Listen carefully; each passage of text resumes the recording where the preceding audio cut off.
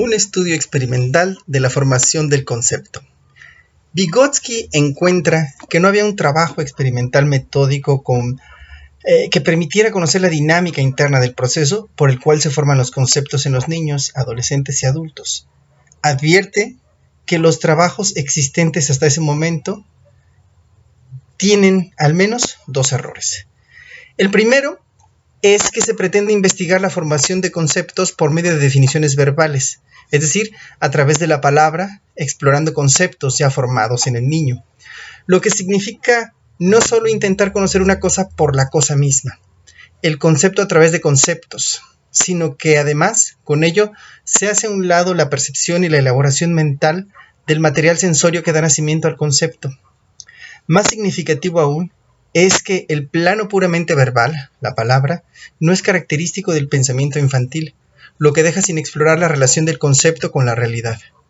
Por otro lado, el segundo error consiste en estudiar la formación de conceptos no mediante la palabra, sino a través de la abstracción relacionada con procesos psíquicos, haciendo a un lado el papel del símbolo, es decir, de la palabra. Con ello se sustituye un proceso total por un proceso parcial. Separa la palabra del material perceptivo. Y es que el proceso de formación del concepto no se da de manera aislada y sin cambios, sino que es parte activa del proceso intelectual y se coloca al servicio de la comunicación, la comprensión y la solución de problemas. Aunque investigadores como Ag tienen el mérito de haber desacreditado de una vez y para siempre el punto de vista mecanicista de la formación del concepto, que hablaba de memorizar palabras y conectarlas con objetos para la formación de conceptos, se equivoca, sin embargo, al sobrevalorar lo que llama tendencia determinante, ese esfuerzo por alcanzar un objetivo, porque no es la finalidad misma la que crea el concepto. Creerlo así es como si el problema encerrara su propia solución. Por eso, para Vygotsky, los conceptos totalmente formados aparecen ya tarde, a partir de que los niños empiezan a usar palabras muy temprano, situación que les permite entenderse con un adulto y entre ellos mismos, y que llevó a algunos investigadores a creer que los niños son capaces de elaborar y usar conceptos. Vygotsky afirma que todas las funciones psíquicas superiores son procesos mediatizados, y los signos, los medios básicos utilizados para dominarlos y dirigirlos. En la formación de conceptos, ese signo es la palabra, primero como medio y más tarde como símbolo. Al estudiar la formación del concepto en sus diversas fases de desarrollo, a través de métodos como el de la doble estimulación, creado por colaboradores suyos, como Shakarov, y completado por Kotoleva y Pakhovskaya, Vygotsky y sus colaboradores descubren que tres cosas. La formación de los procesos que derivan en la formación del concepto comienzan en la infancia. La formación de los procesos nada más. Es en la pubertad cuando aparecen las funciones intelectuales, que combinadas forman la base psicológica del proceso de formación del concepto, solo hasta la pubertad. En estos momentos, el concepto es un embrión con relación a un organismo totalmente formado.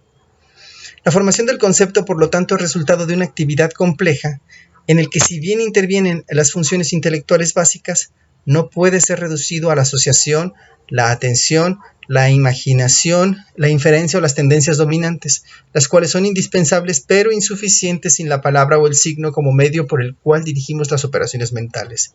Controlamos su curso y las canalizamos hacia la solución de la tarea que enfrentamos. Aunque la vida cultural y la vida social tienen mucha influencia y relevancia en la formación del concepto, es el nuevo uso significativo de la palabra lo que impulsa la formación del concepto. El aprender a dirigir nuestros propios procesos mentales con la ayuda de palabras o signos es una parte integral del proceso de la formación de conceptos. Es fundamental. La formación del concepto tiene, según Vygotsky, tres fases básicas, divididas en varias etapas. La primera fase se llama, la de imagen sincrética, que estaría basada en vínculos subjetivos que se toman como uniones reales, objetivas, entre los objetos. Esta primera fase está formada a su vez por tres etapas. La primera sería de ensayo-error, en la que los objetos agregados a una agrupación son pura conjetura o tanteo. La etapa determinada por la posición espacial de los objetos sería la segunda, es decir, estos que permanecen en el campo visual del niño. Y la tercera etapa sería la etapa compleja, en la que los elementos son tomados de diferentes grupos o diferentes montones. Una vez ya agrupados, se toman de ahí diferentes elementos. Ahora, la segunda fase es muy importante, el pensamiento en complejos. Los objetivos individuales se unen en la mente infantil subjetivamente y a través de vínculos reales entre los objetos.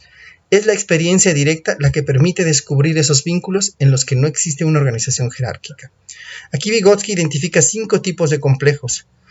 El primero, la asociación por similitud, después la asociación por contraste, después la cadena, que une eslabones sin consistencias y sin núcleos, pero finalmente en forma de cadena.